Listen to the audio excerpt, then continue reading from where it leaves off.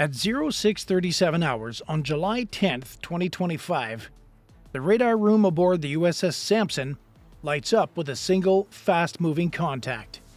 380 nautical miles southwest of Acapulco, in the middle of a quiet Eastern Pacific patrol corridor, one blip is accelerating hard. The ship's CIC, the Combat Information Center, isn't built for guessing games. Within 20 seconds, watchstanders confirm the signature: a small, low-profile, high-speed vessel hugging the wavetops. A textbook go fast, the kind the cartels favor when trying to outrun nations.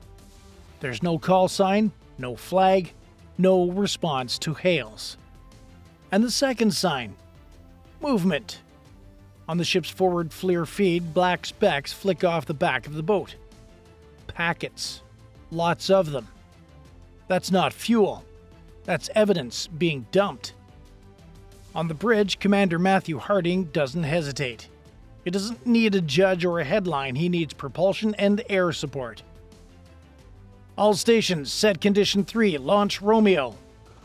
Within 90 seconds, an MH-60R Seahawk from HSM 49, call sign Reaper 1, blades up from the flight deck and banks southeast, closing fast.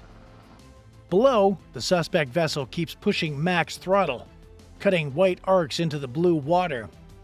It's trying to vanish into the horizon, but there's just one problem. This destroyer wasn't here by accident.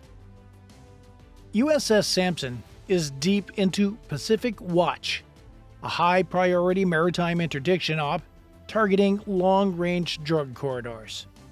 And today, the U.S. Navy is about to intercept $58 million worth of narcotics in real time. And the suspects? Well, they have no idea what's coming.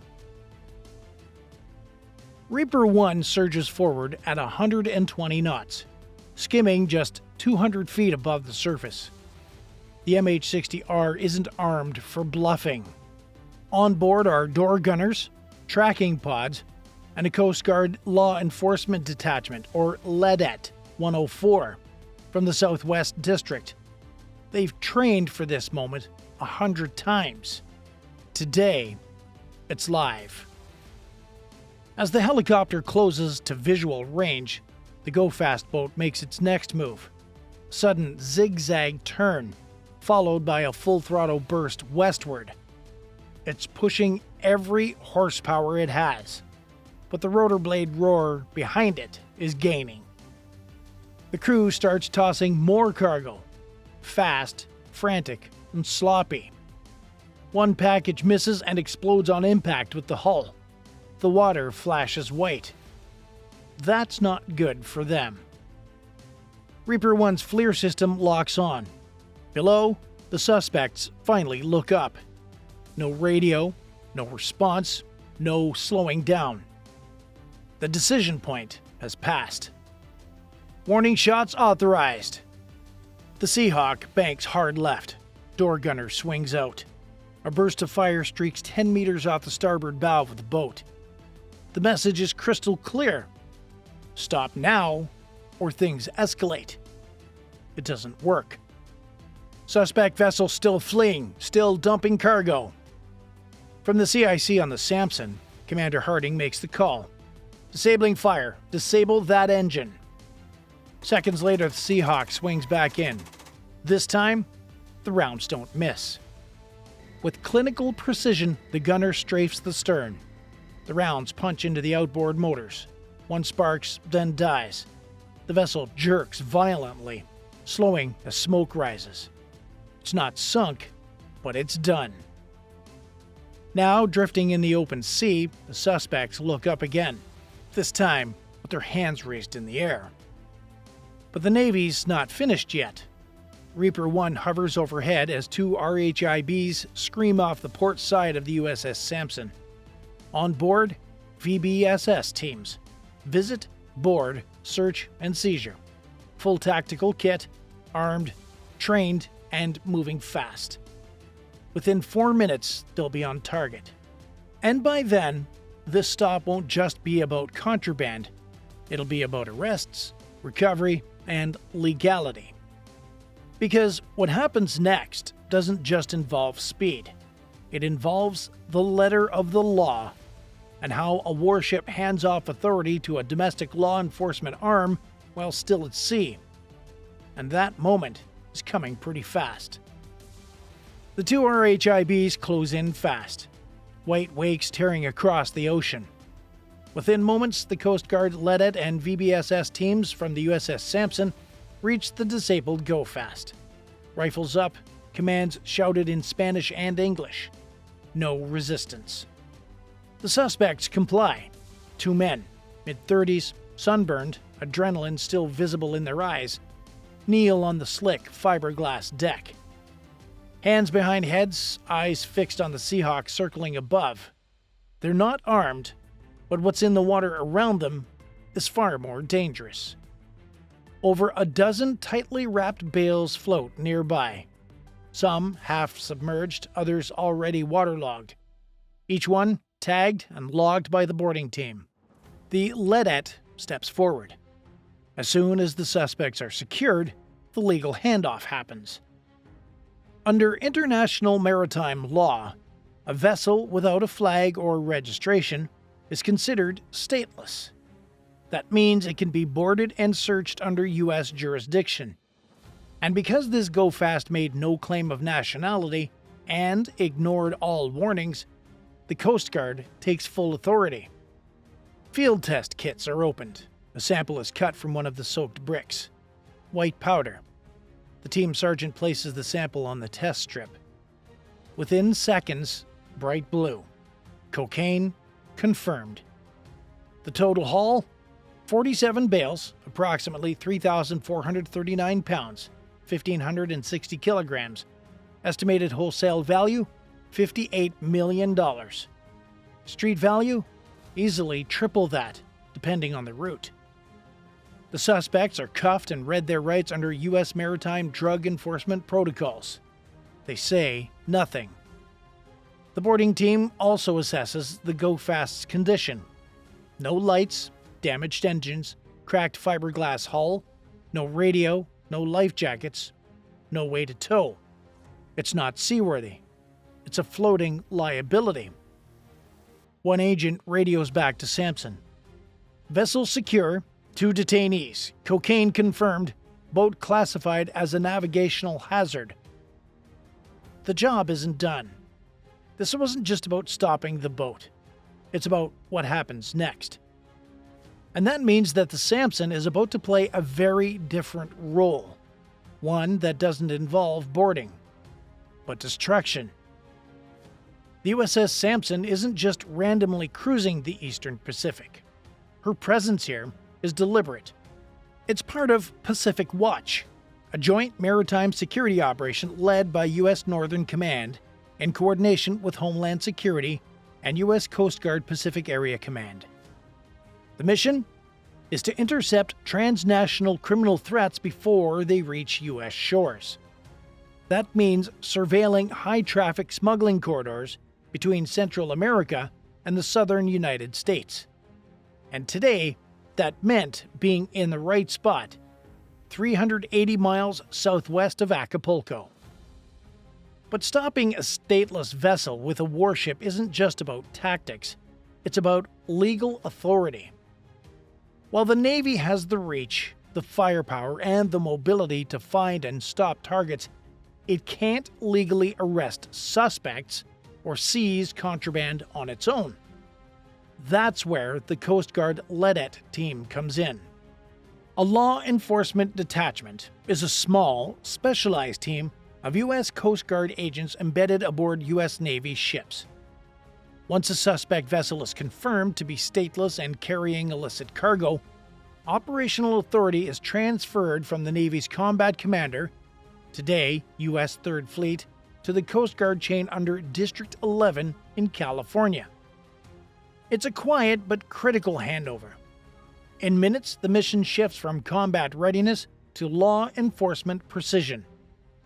For the crew of the Sampson, it's routine, yet high stakes. This destroyer, DDG-102, is an Arleigh Burke-class guided missile ship, normally tasked with ballistic missile defense or anti-submarine warfare. But in multi-mission theaters like Pacific Watch, it flexes.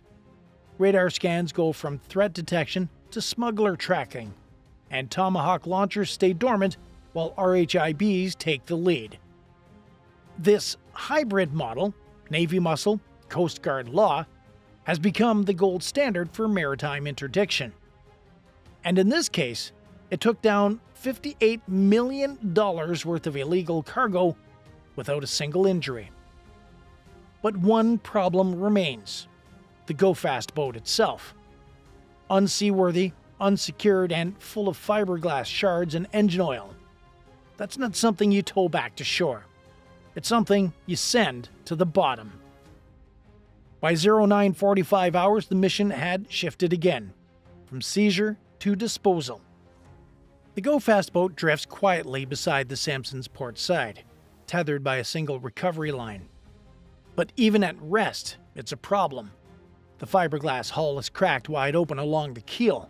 Its motors are shredded. There's no anchor, no lights, no functional bilge pump, and no safe way to tow it across 380 miles of open ocean. In short, it's a hazard.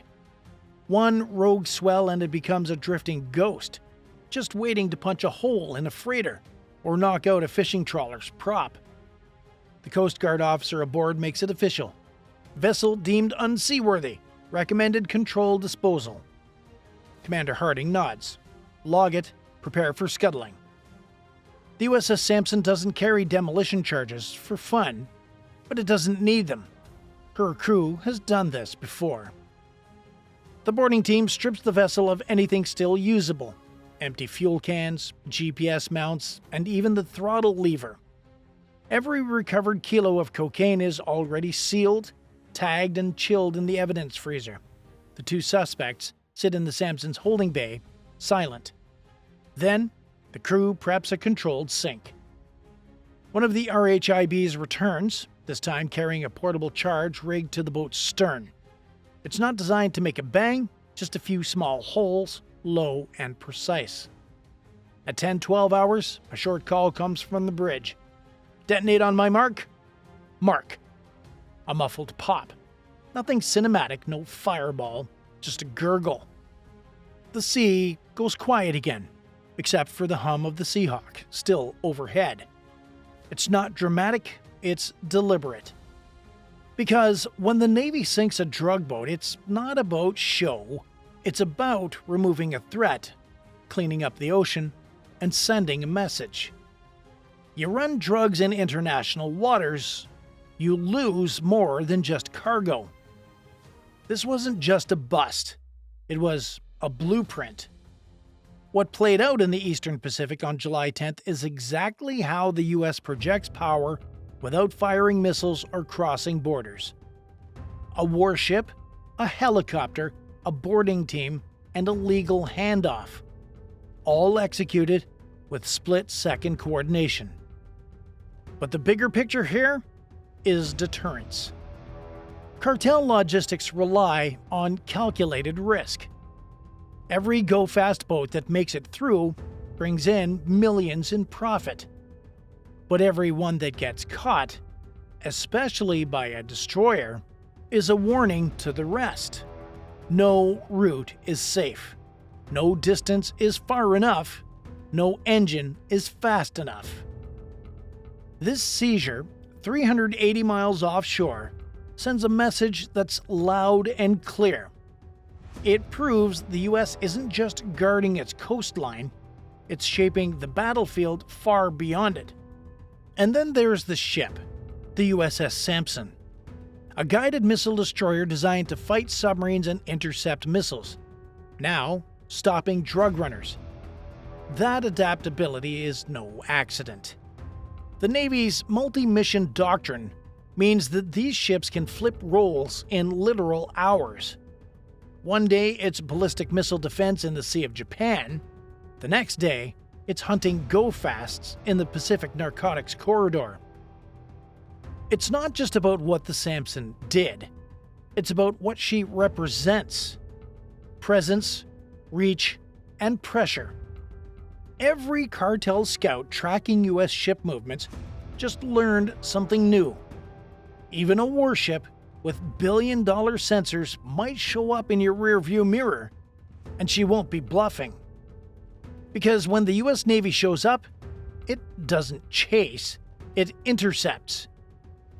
No missiles fired, no lives lost, just a Navy destroyer, a Coast Guard team, and $58 million worth of narcotics now off the map. But here's the real question. If you were in command of the USS Sampson and that go-fast boat refused to stop, what would you have done? Disabling fire sooner? Block with the RHIBs? Or let the evidence sink and hope for the best? Let us know in the comments. Your move, Commander. And this isn't a one-time thing either. The Eastern Pacific is actually heating up. And these interdictions? Well, they're just getting started. So if you want to see what happens when destroyers play cat and mouse with smugglers and you want to be the first to know when it goes sideways, join the fleet. You get loyalty badges, priority replies, and help us bring more true maritime stories like this one. Click join on our channel page and get on board. Because the next time, it might not be a drug boat. And hey, if you're ever planning a high-speed run through international waters, maybe don't pick the one with the destroyer in it. Just saying.